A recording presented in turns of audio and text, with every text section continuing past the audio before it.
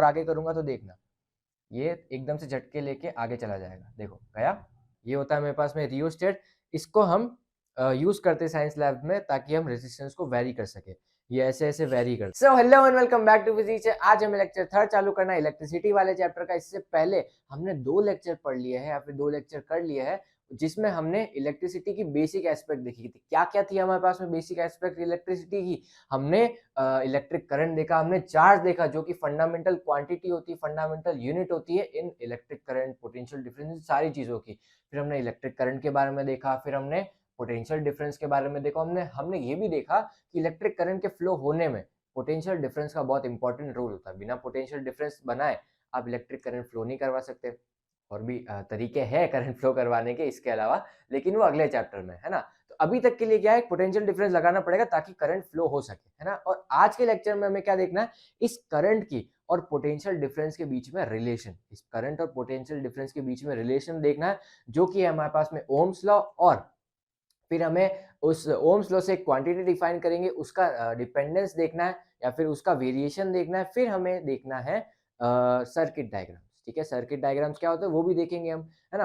तो ये सारी चीजें हमें इस लेक्चर में कवर अप करनी है। अगला लेक्चर क्वेश्चन प्रैक्टिसिंग होगा जो भी हमने पिछले लेक्चर्स में कवर अप किए उन टॉपिक से रिलेटेड। उसके बाद में हम एक बहुत ही इंपॉर्टेंट चीज देखेंगे उसके अगले लेक्चर में इस चैप्टर से रिलेटेड, या फिर बहुत इंपॉर्टेंट टॉपिक है इस चैप्टर से रिलेटेड, उस टॉपिक को देखेंगे। फिर उसके बाद में उसकी क्वेश्चन प्रैक्टिसिंग करेंगे। फिर ये चैप्टर खत्म, अगला लास्ट चैप्टर बाकी रहेगा हमारे पास में, वो भी खत्म हो जाएगा, है ना। सो आराम से सारी चीजें करेंगे रियल लाइफ डेमोन्स्ट्रेशन के साथ में। ये अपना इंपॉर्टेंट मोटो है ना। चलो स्टार्ट करते हैं हमारे लेक्चर से। सबसे पहले हम डिपेंडेंस देखते हैं या फिर वेरिएशन देखते हैं इलेक्ट्रिक करंट का और वोल्टेज का, है ना, जिसको हम ओम्स लॉ बोलते हैं। जॉर्ज साइमन ओम नाम था इन साइंटिस्ट का, जो कि इन्होंने एक तरीके का लॉ दिया था। उन्होंने डिपेंडेंस देखी या फिर इन्होंने रिलेशन देखा करंट का और पोटेंशियल डिफरेंस का। अभी हम थोड़ा बेसिक से या फिर पिछले लेक्चर का थोड़ा बहुत लेके चलते हैं, है ना। क्या क्या पढ़ा था हमने पिछले लेक्चर में वो देखते हैं। देखो भाई, पिछले लेक्चर में हमने ये पढ़ा था कि पोटेंशियल होता है, पोटेंशियल डिफरेंस होता है, क्या फॉर्मूला आता है, V equals to W upon Q। और मेरे पास में इलेक्ट्रिक करंट होता है, वो होता है Q, I is equals to Q upon T, rate of flow of charge. ठीक है, ये मेरे पास में फॉर्मूलाज आए इलेक्ट्रिक करंट और पोटेंशियल डिफरेंस के। चलो ठीक है, फॉर्मूला तो आ गए। मैंने ये भी बोल दिया कि करंट का डायरेक्शन और इलेक्ट्रॉन का डायरेक्शन का फ्लो ऑपोजिट होता है एक दूसरे के। ठीक है, चलो मैंने मान लिया। और मैंने ये रिलेशन निकाला था कि इलेक्ट्रिक करंट का फ्लो होने के लिए एक पोटेंशियल डिफरेंस रिक्वायर्ड होता है ना, एक पोटेंशियल डिफरेंस रिक्वायर्ड होता है। बिना उसके इलेक्ट्रिक करंट फ्लो नहीं हो सकता सर्किट में। और भी तरीके हैं, वो अगले चैप्टर में आएंगे, लेकिन अभी तक मेरे पास में क्या है कि पोटेंशियल डिफरेंस होगा तो इलेक्ट्रिक करंट फ्लो होगा, है ना। सो ये मेरे पास में एक रिलेशन है। तो मैं पहले एक डायग्राम बनाता हूँ या फिर एक कंडक्टर लेते हैं जिसमें करंट फ्लो कराएंगे, पोटेंशियल डिफरेंस क्रिएट करते हैं उसके अक्रॉस। कैसे करेंगे वो भी देखो। और ये महाशय है ना, ये हमारे पास में बहुत इंपॉर्टेंट है, ये आज का एक्सपेरिमेंट है हमारे लिए, बहुत मजा आएगा आपको, है ना। सो मेरे पास में यहाँ पे मान लो एक कंडक्टर है ना, एक कंडक्टर है, ठीक है, एक कंडक्टर है। यहाँ पे मैंने बल्ब ज्वाइन कर दिया। ये है मेरे पास में एक वायर, है ना। यहाँ पे प्लस लिखता हूं मैं और ये माइनस लिखता हूं। ये क्या है, ये है मेरे पास में सेल, इसको मैं बोलता हूँ सेल।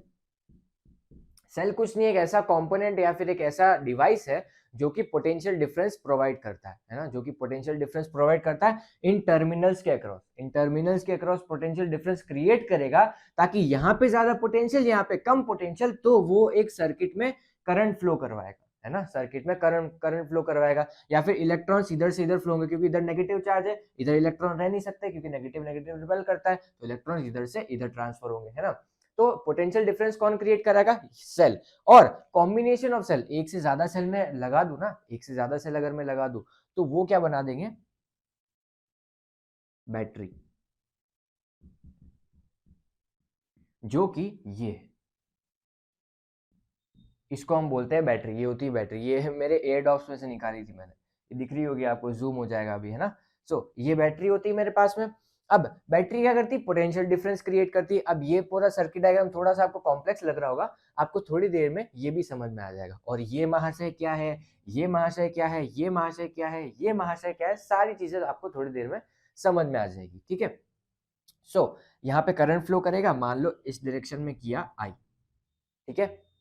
और यहाँ पे ऐसे बल्ब ग्लो हो गया है ना। ये तो सिंपल सी इक्वेशन है या फिर सिंपल सा एक कॉन्सेप्ट है कि यहाँ पे मैं बैटरी लगाऊंगा या फिर सेल लगाऊंगा तो इधर से करंट फ्लो होगा और यहाँ पे बल्ब ग्लो कर जाएगा, है ना। ये तो मुझे पता है, ये तो हम बचपन से ही करते आ रहे हैं, है ना। मगर इस टॉपिक में या फिर इस लेक्चर में ऐसा क्या इंपॉर्टेंट है वो देखो, वो है हमारे पास में ओम्स लॉ।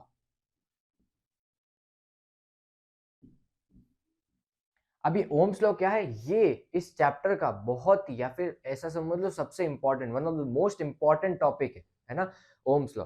ओम्स ने सर जॉर्ज साइमन ओम नाम है, अप्रोक्सीमेटली शायद इतना सही है।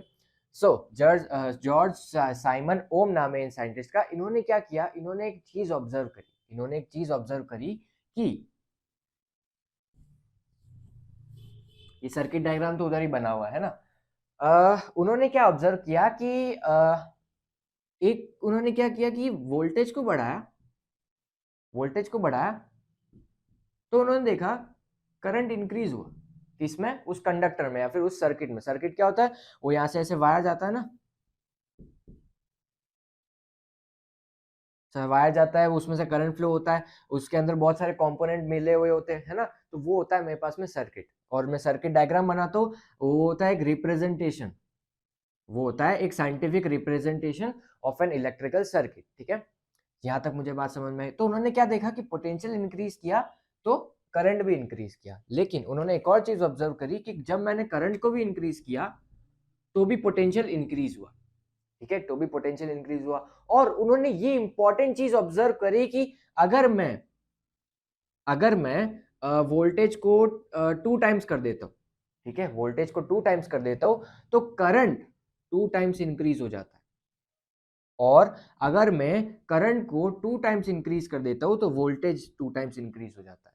और अगर मैं वोल्टेज को हाफ कर देता हूं तो करंट भी हाफ हो जाता है। मतलब डायरेक्ट प्रोपोर्शनैलिटी है, जितना ज्यादा वोल्टेज बढ़ाओगे उतना ज्यादा करंट बढ़ेगा, या फिर जितना ज्यादा करंट बढ़ाओगे उतना ज्यादा वोल्टेज बढ़ेगा। ये मेरे पास में ओम्स लॉ है ना। ओम्स लॉ क्या है, द करंट या फिर the potential difference is directly proportional to the current, या फिर current, electric current flowing in the circuit is directly proportional to the potential difference provided, ठीक है, provided। और इसके बाद में कांस्टेंट आता है, वो अभी मैं आपको डिफाइन करता हूँ। यहां तक मेरे पास में क्या रिलेशन है अभी तक important, V is directly proportional to current, ठीक है, V is directly proportional to current। यहां तक मुझे भाई आई बात समझ में। तो अब आगे और चीजें डिफाइन करते हैं। ये मेरे पास में आया रिलेशन। अब प्रोपोर्शनैलिटी हटाएंगे तो क्या आएगा, कांस्टेंट आएगा। v को प्रोपोर्शनैलिटी को हटाया, क्या है, एक कांस्टेंट, और ये कांस्टेंट होता है r। ये इस चैप्टर का सबसे इंपॉर्टेंट टॉपिक है या फिर एक सबसे इंपॉर्टेंट टर्म है, इसको हम बोलते हैं रेजिस्टेंस। इसको हम क्या बोलते हैं, रेजिस्टेंस। इसको ऐसे भी लिख सकते हैं, जनरली इसको ऐसे ही बोलते हैं, V is equals to I R. ये ओम्स लॉ होता है। कोई बोले ओम्स लॉ क्या है, V is equals to I are.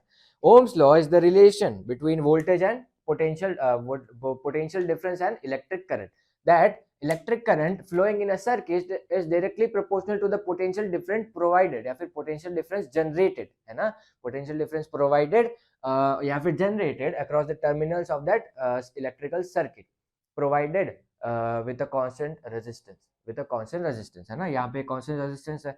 अब ये resistance क्या होता है, ये देखो, मेरे पास में सर्किट किसमें करंट किसमें फ्लो करेगा, एक कंडक्टर में, या फिर वायर, जो भी चीज ले रहा हूं उसमें फ्लो करेगा, है ना। यहाँ पे एक ये वायर है ना, तो इसमें करंट फ्लो करेगा।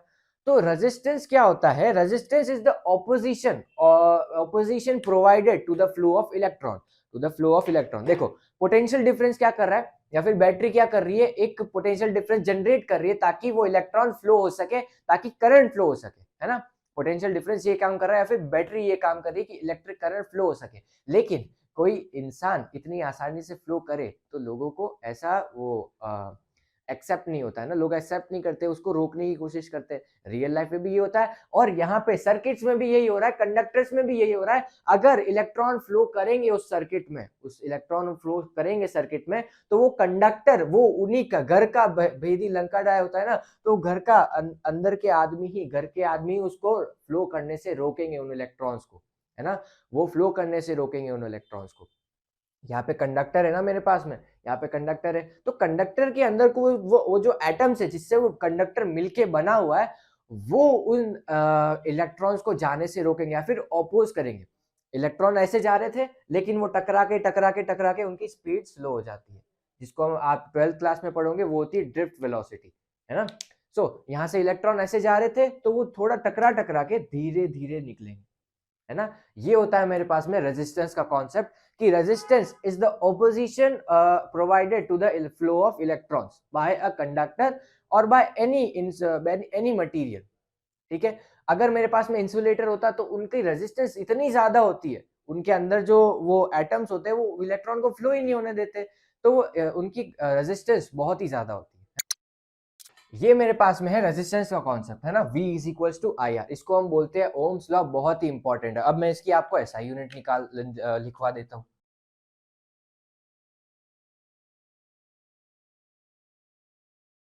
इसकी ऐसा यूनिट होती है ओम, जिसको हम, इसका साइन होता है ऐसा, है ना, इसको याद रख लेना, फिर 2-3 बार प्रैक्टिस कर लेना, आपको आ जाएगा, है ना। द ऐसा यूनिट ऑफ रेजिस्टेंस इज ओम, ठीक है।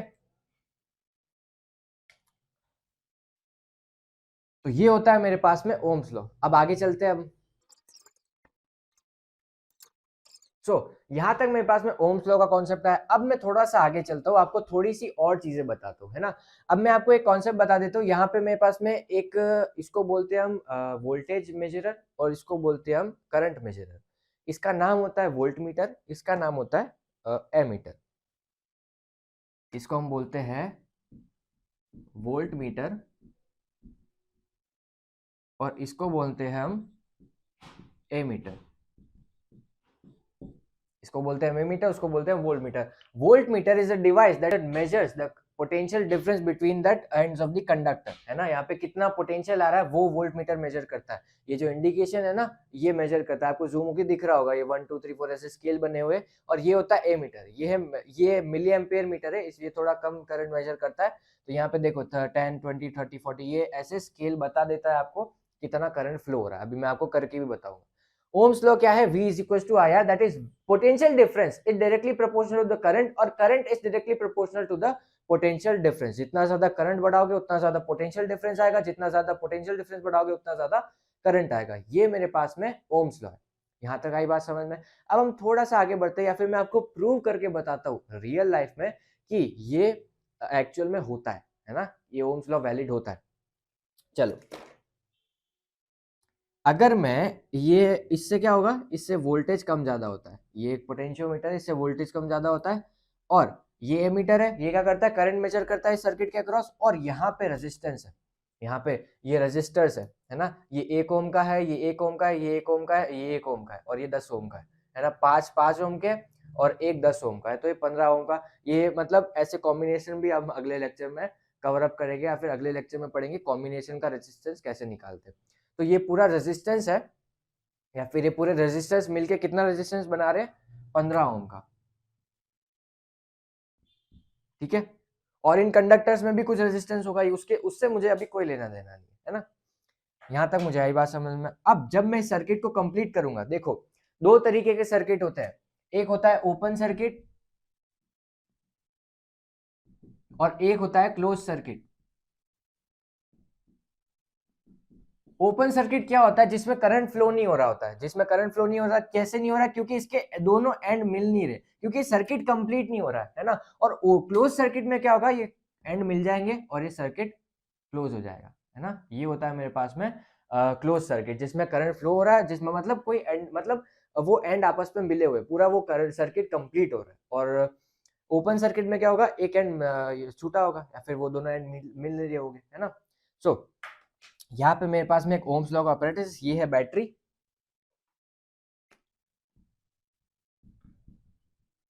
ये है बैटरी, और यहाँ पे रजिस्टर, ये है वोल्ट मीटर। अब मैं इसको ज्वाइन करके आपको एक जादू बताता हूँ। देखो अभी यहाँ पे और यहाँ पे दोनों पे रीडिंग कितनी है, दिख रहा होगा आपको, जूम हो गया होगा, दोनों पे रीडिंग कितनी है, 0 ओम, सॉरी 0 है ना। दोनों पे रीडिंग कितनी है, 0 है। अब मैं जैसे जैसे इसका पोटेंशियल डिफरेंस बढ़ाऊंगा, यहाँ पे अगर मैं पोटेंशियल डिफरेंस बढ़ाऊंगा तो यहाँ पे करंट की वैल्यू देखना है, फिर दोनों की वैल्यूज देखना आप। देखो मैंने क्या किया, 0.5 पे किया।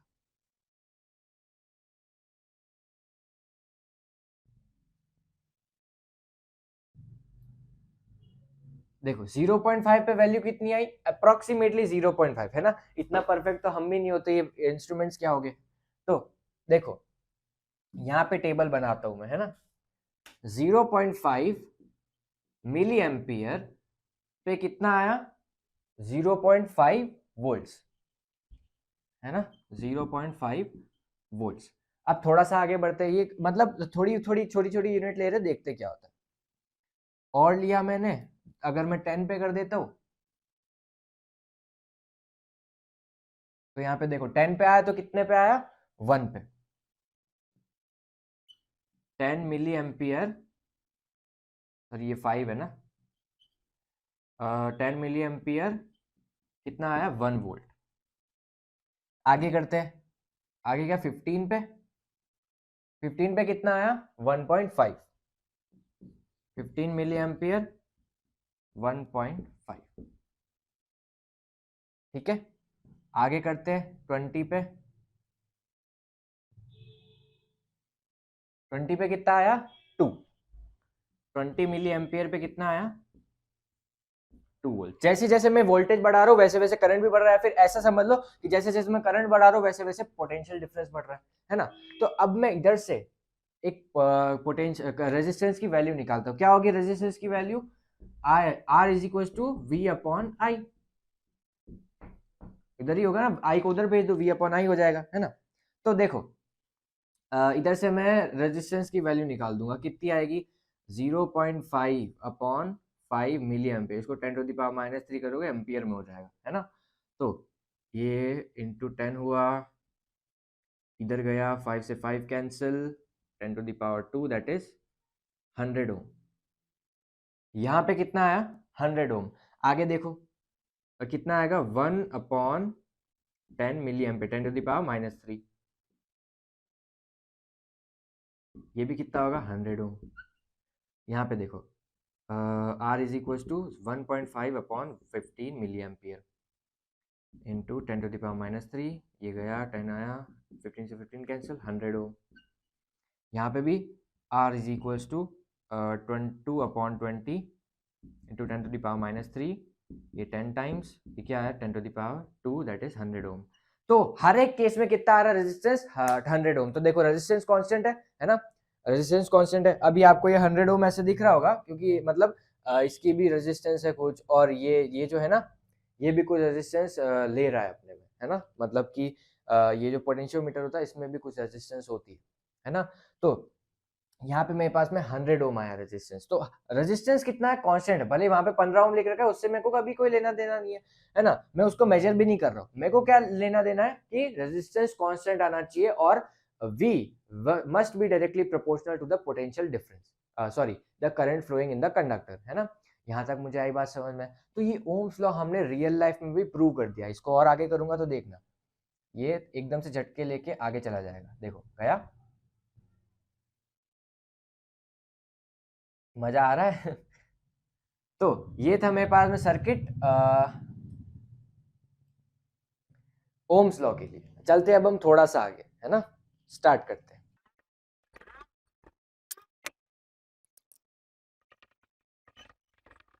सो factors on which resistance of a conductor depend, या फिर वो बेसिकली वो जो रेजिस्टेंस फैक्टर है ना मेरे पास में, वो कैसे डिपेंड करता है जैसे जैसे मैं मटेरियल को देखता हूँ या फिर मटेरियल के शेप साइज को देखता हूँ, है ना।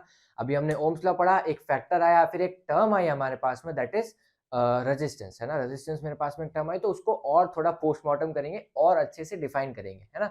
यहाँ पे ओम्स लॉ तो प्रूव हो गया। अब हम कंडक्टर की रेजिस्टेंस को डिफाइन करते हैं कि रेजिस्टेंस किस किस चीजों पे डिपेंड कर सकती है ना, किस किस चीजों पे डिपेंड कर सकती है। देखो मान लो मेरे पास में एक कंडक्टर है कुछ ऐसा सा,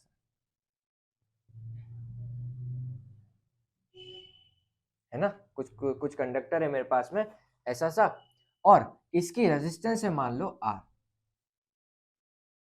इसकी रेजिस्टेंस है मान लो R, इसकी लेंथ है मान लो कुछ L। अभी ये लेंथ और वगैरह क्यों डिफाइन करो, आपको थोड़ी देर में समझ में आ जाएगा। इसका क्रॉस सेक्शनल एरिया है ये जो है ना, ये क्रॉस सेक्शनल एरिया, इसको मैं मान लो बोलता हूँ ए, ठीक है, इसको मैं मान लो बोलता हूँ ए। तो ये रेजिस्टेंस किन किन चीजों पे डिपेंड करेगी, एक तो इस पे डिपेंड करेगी और एक इस पे डिपेंड करेगी। कैसे, है ना, कैसे भैया, आपने लेंथ ले ली, एरिया ऑफ क्रॉस सेक्शन ले लिया, इसको एरिया ऑफ क्रॉस सेक्शन बोलते हैं, तो ये क्या हवा में बातें कर रहे हो क्या, ऐसे कैसे डिफाइन कर दिया आपने। तो देखो आर मेरे पास में किस किस पे डिपेंड कर रहा है, एल पे और ए पे बोल रहा हूं ना मैं, तो कैसे डिपेंड कर रहा है वो देखते हैं। रेजिस्टेंस क्या है, ऑपोजिशन है ना, रेजिस्टेंस क्या है, ऑपोजिशन है to the flow of electron, और वो कौन प्रोवाइड कर रहा है, उसके अंदर प्रेजेंट एटम्स, है ना, उसके अंदर प्रेजेंट एटम्स। तो एटम अगर कम हुए तो वो रेजिस्टेंस कम प्रोवाइड करेंगे, तो और एटम अगर ज्यादा हुए तो वो रेजिस्टेंस कम प्रोवाइड करेंगे, मतलब ज्यादा प्रोवाइड करेंगे। जितने कम एटम्स उतनी कम रेजिस्टेंस, जितने ज्यादा एटम उतनी ज्यादा रेजिस्टेंस, है ना। और जितनी कम स्पेस उतना ज़्यादा रेजिस्टेंस, और जितनी ज़्यादा स्पेस उतना कम रेजिस्टेंस, है ना। मतलब कि इसका मतलब क्या है कि खाली स्पेस में से इलेक्ट्रॉन जाएंगे, एटम के बीच में तो जा नहीं सकते, एटम के अंदर ही इलेक्ट्रॉन है ना। तो एटम के बीच में कुछ खाली खाली स्पेस होगी, उसमें से सरक सरक के इलेक्ट्रॉन्स निकलेंगे। ट्रैफिक वाले नहीं, ट्रैफिक में हम नहीं निकलते बाइक लेके, है ना, तो वैसे से। तो अगर जितना ज़्यादा ट्रैफिक होगा उतनी ज़्यादा खाली स्पेस मिल जाए, मतलब जितनी ज़्यादा गाड़ियाँ होगी एक गली में, एक गली है मेरे पास में, एक छोटी सी गली और एक बड़ी सी गली है, भले गाड़ियां ज्यादा है लेकिन स्पेस तो ज्यादा है ना, है ना। तो ये मेरे पास में, और जितनी ज्यादा लेंथ ऑफ ट्रैफिक होगी, जितना ज्यादा लेंथ ऑफ ट्रैफिक होगा उतना ज्यादा मेरा सिर चकराने लगेगा ना, उतनी ज्यादा मेरे फ्लो में देरी आएगी, या फिर मैं घर लेट पहुंचूंगा, मम्मी मुझे ज्यादा मारेगी, है ना। तो एक तो लेंथ पे डिपेंड कर रहा है और एक एरिया पे डिपेंड कर रहा है। इसका मतलब क्या है कि are is dependent on the length of conductor and the area of cross section। अब ये कैसे डिपेंड कर रहा है, ज्यादा करने पे क्या ज्यादा हो रहा है वो देखते हैं, है ना। अगर मैं मान लो लेंथ को बढ़ाता हूँ, एक सेकंड के लिए मान लो लेंथ ऑफ कंडक्टर बढ़ाता हूँ, तो उसके अंदर एटम्स बढ़ेंगे, वही है ना, गली लंबी कर दी, ट्रैफिक बहुत बढ़ जाएगा, है ना, एटम्स बढ़ जाएंगे क्योंकि, तो गली लंबी कर दी तो ट्रैफिक बढ़ गया, और मेरे फ्लो में देरी आ गई, या फिर मेरा फ्लो स्लो हो गया, तो मेरा करंट स्लो हो गया, या फिर मेरा रेजिस्टेंस बढ़ गया बेसिकली, है ना, उस कंडक्टर का रेजिस्टेंस बढ़ गया। तो जितना ज्यादा एल बढ़ाओगे उतना ज्यादा रेजिस्टेंस बढ़ेगा, जितना कम कर दोगे एल उतना कम रेजिस्टेंस हो जाएगा, तो डायरेक्टली प्रोपोर्शनल आया, है ना। अब एरिया ऑफ क्रॉस सेक्शन पे कैसे डिपेंड करता है, देखो एरिया बढ़ा दूं, एक मेरे पास में ये एरिया है और एक मेरे पास में ये एरिया है,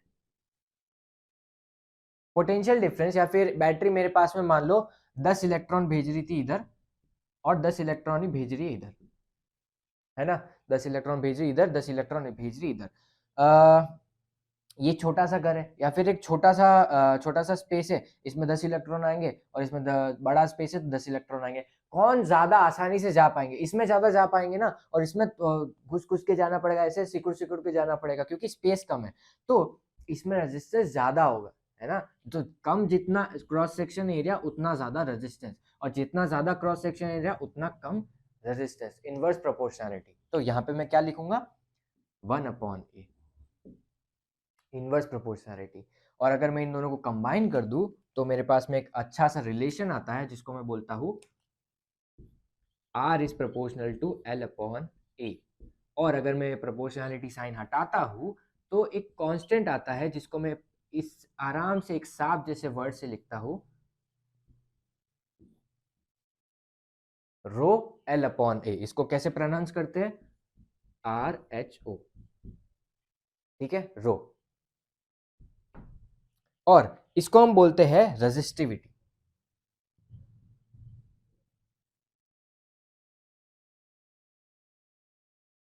रेजिस्टिविटी क्या है, एक प्रॉपर्टी है मटेरियल की जो उस मटेरियल पे डिपेंड करती है, भाई वो किस मटेरियल का बना हुआ है, कॉपर है मेरे पास में, स्टील है, या फिर सिल्वर है, नाइक्रोम है, ऐसे मटेरियल से जिससे भी बना होता है उस मटेरियल की रेजिस्टिविटी फिक्स होती है ना। मटेरियल उस वो जो रेजिस्टिविटी है ना, ये कांस्टेंट है जो उस मटेरियल पे डिपेंड करती है, भैया किस मटेरियल पे डिपेंड कर रहा है, एक मतलब किस मटेरियल से बना हुआ है। एक मेरे पास में कंडक्टर बना लिया मैंने एक मटेरियल का, तो उसकी रेजिस्टिविटी फिक्स हो गई, अब मैं उसकी लेंथ इंक्रीज डिक्रीज कर सकता हूँ, एरिया इंक्रीज डिक्रीज कर सकता हूँ, उस पे रेजिस्टेंस चेंज हो सकती है। रेजिस्टिविटी पे एक आपने बना दिया, उस पे उसके बाद में रेजिस्टिविटी के आप क्या के ऊपर आप काम नहीं कर सकते हो, है ना। तो resistance is equal to rho L upon ये फॉर्मूला आया मेरे पास में। अब ये इसकी क्या यूनिट है, ओम, है ना। तो रेजिस्टिविटी एक और नई टर्म आई, तो यहाँ पे डिफाइन कर देते हैं या फिर उसकी ऐसा यूनिट भी लिख देते हैं, रेजिस्टिविटी रो। किस पे डिपेंड करता है, मटेरियल पे डिपेंड करता है। और इसकी यूनिट कैसे निकालेंगे, R इज इक्वल टू क्या है, रो एल अपॉन ए। इसका क्या फॉर्मूला आएगा, रो का इसको उधर भेज दो, R इंटू ए अपॉन एल। यूनिट कैसे निकालेंगे, इसकी क्या होती है मीटर, इसकी क्या होती है सॉरी मीटर स्क्वायर, एरिया की मीटर स्क्वायर होगी, और इसकी क्या होगी मीटर, क्योंकि लेंथ है। इसकी ओम, एक मीटर से एक मीटर कैंसिल, क्या आएगा ओम मीटर। तो इसकी ऐसा यूनिट होती है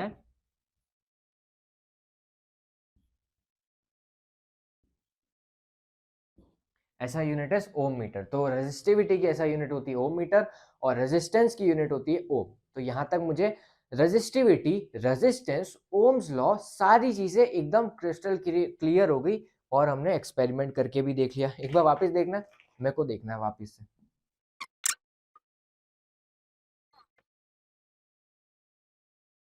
ठीक है, तो ये मेरे पास में आया factors on which resistance of a conductor depends. चलते हैं आज के लास्ट टॉपिक की तरफ, जो कि एकदम सिंपल सा, इसमें कुछ ऐसा कॉम्प्लेक्स चीजें नहीं है, that is circuit diagrams. Science वाले भी ना बहुत आलसी है, साइंस वाले भी बहुत आलसी है। क्यों, क्योंकि उन्होंने सर्किट डायग्राम क्यों बनाया, देखो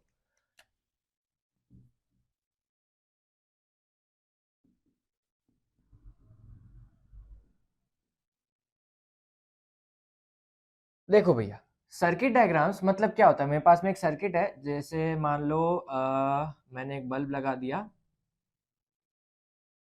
और एक बैटरी लगा दी, या फिर सेल लगा दिया। यहाँ पे करंट की डायरेक्शन ऐसे, डायरेक्शन देना बहुत इंपॉर्टेंट है ना, नंबर काट लेते टीचर। तो यहाँ पे मेरे पास में ये बल्ब ग्लो करने लग गया, ठीक है। सर्किट डायग्राम्स क्या होते हैं, circuit diagrams are nothing, they just describe the scientific या फिर diagrammatic components of electrical circuit, जो भी हम यूज करते हैं रियल लाइफ में। जैसे मैं मान लो ये ए मीटर यूज कर रहा हूँ, वोल्ट मीटर यूज कर रहा हूँ, कोई लाइट यूज कर रहा हूँ, बल्ब यूज कर रहा हूँ, कोई भी चीज यूज कर रहा हूँ, रजिस्टर यूज कर रहा हूँ, उन कंपोनेंट को डायग्रामेटिकली आप पेपर पे रिप्रेजेंट कैसे करोगे, आप ऐसे रेजिस्टेंस बनाओगे क्या। देखो भैया मैं आपको बताता हूँ, ये ऐसे कुछ दिखते हैं रजिस्टर, आपने देखे होंगे सेल में भी होते, बहुत सारी चीजों में होते, ये रजिस्टर ऐसे दिखते हैं। तो आप ऐसे बिल्कुल ऐसे कलरफुल पेन से बनाओगे क्या पूरे बैठ के, तो नहीं बना सकते ना। तो इसीलिए साइंस वाले बहुत आलसी, उन्होंने सर्किट डायग्राम्स बना दिए कि आप अगर ऐसा कंपोनेंट बना रहे हो तो ऐसा सिंबल रख दो, तो आपका काम हो जाएगा। ठीक है, हम सब समझ जाएंगे कि आपने ये डिनोट किया, फिर ये इंडिकेट किया कि आपने ये बनाया है ना। तो ये होते हैं सर्किट डायग्राम्स। कुछ इंपॉर्टेंट सर्किट डायग्राम्स है या फिर कुछ इंपॉर्टेंट सर्किट डायग्राम के सिंबल्स है, वो हम याद करेंगे, वो हमें पढ़ने, ठीक है। सबसे पहला ही आता है मेरे पास में सेल। सेल क्या है, वो जो हमने अभी बनाया था, पॉजिटिव नेगेटिव, ये सेल का सिंबल हो गया, है ना। अब देखो एक सेकेंड है ना, मैं आपको सेल बताता हूँ। वही सेल है ना जो हमारे पास में आता है, इसमें है, इसमें है।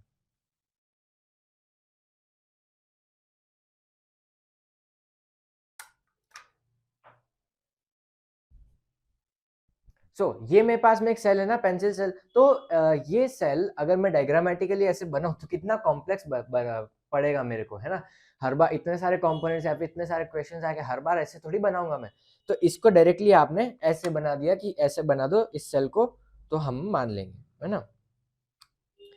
तो ये इसका डायग्राम हो गया। आगे बढ़ते हैं, बैटरी भी आती है ना, बैटरी को देखते हैं।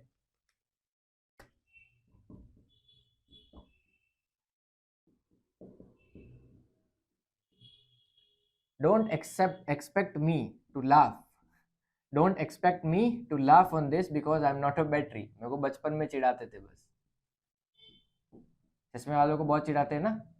ऐसे एक सेल, दो सेल, तीन सेल, हजारों सेल, जितने भी सेल, उनको कंबाइन कर दो तो बैटरी बन जाती। Battery is not, battery is nothing, just a combination of cells. ठीक है, कॉम्बिनेशन ऑफ सेल मेरे पास में बैटरी कहलाता है।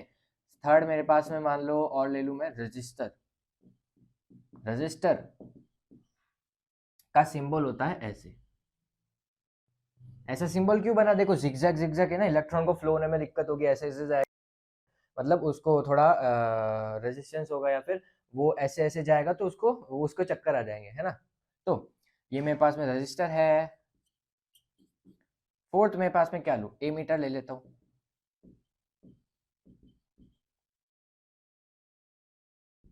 ए मीटर का सिंबल होता है, देखो कितना सिंपल सा है ना, बनाने बैठते कितना बड़ा कॉम्प्लेक्स पड़ता है ना। वोल्ट मीटर,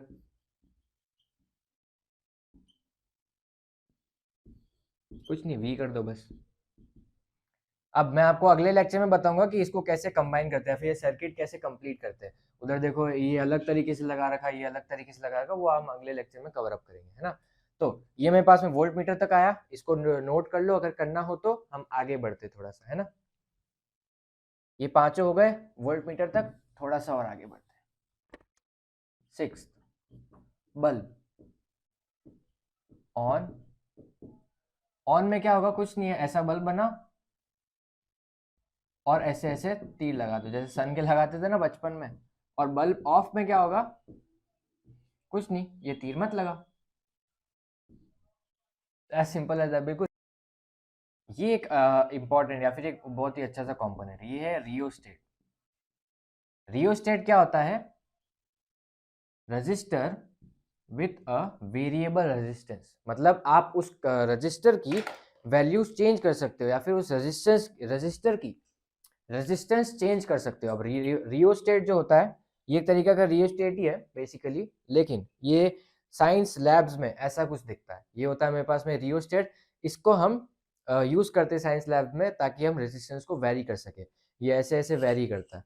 अब ये कैसे बना होता है, देखो ध्यान से दिख रहा होगा आपको लाइट में, तो ये एक पूरी फॉइल नहीं है ना, ये ऐसे वायर वाउंड कर रखे, वायर वाउंड कर रखे। तो वायर वाउंड कर रखे, तो इसका मतलब क्या है कि अगर मैं, देखो ये बनता कैसे, यहाँ पे एक वायर लगाता हूँ, यहाँ पे एक वायर लगाता हूँ, तो जैसे सर्किट मेरे को ऐसे पूरा करना है ना।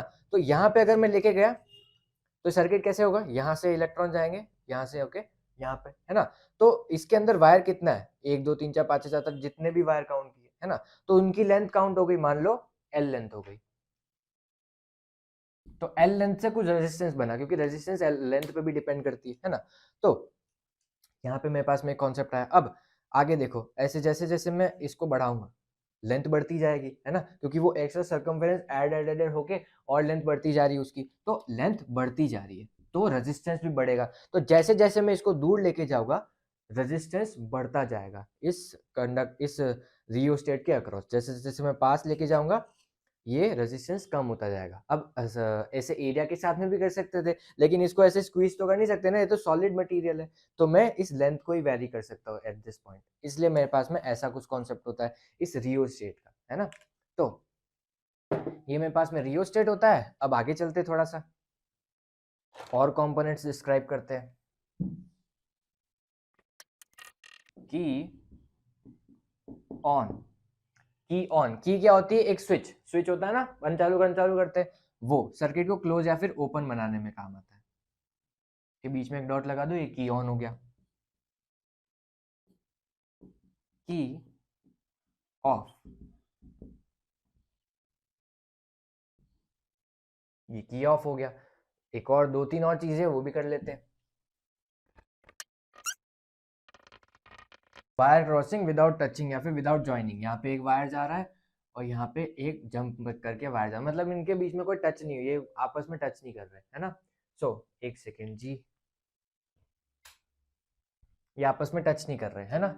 और अगर ऐसा है मेरे पास में टच करके जा रहा है, तो ऐसा कर दो, टच करके जा रहा है ना। सो ये मेरे पास में तो सर्किट डायग्राम्स, ओम्स लॉ और resistance factors on which resistance of a conductor depends, और रेजिस्टेंस का concept, Ohm's law, resistance factors on which resistance depend on circuit diagrams. अगले लेक्चर में हम क्वेश्चन प्रैक्टिसिंग करेंगे इन सारे टॉपिक से रिलेटेड, और उसके बाद में हम कॉम्बिनेशन ऑफ रजिस्टर्स देखेंगे अलग अलग तरीके से, उन्हीं में मैं आपको बताऊंगा ये कॉम्बिनेशन कैसे काम करते हैं, इनको कैसे लगाते हैं, है ना। सारी चीजें हम अगले लेक्चर में, इसके अगले वाले लेक्चर में कंप्लीट करेंगे, है ना। सो तब तक के लिए चलते हैं, पढ़ाई करते रहो। मजा आता हो पढ़ाई करने में या फिर नहीं आता हो तो भी करनी चाहिए। घर वाले बहुत खुश होते हैं, है ना? सो चलते हैं अब हम, बाय बाय।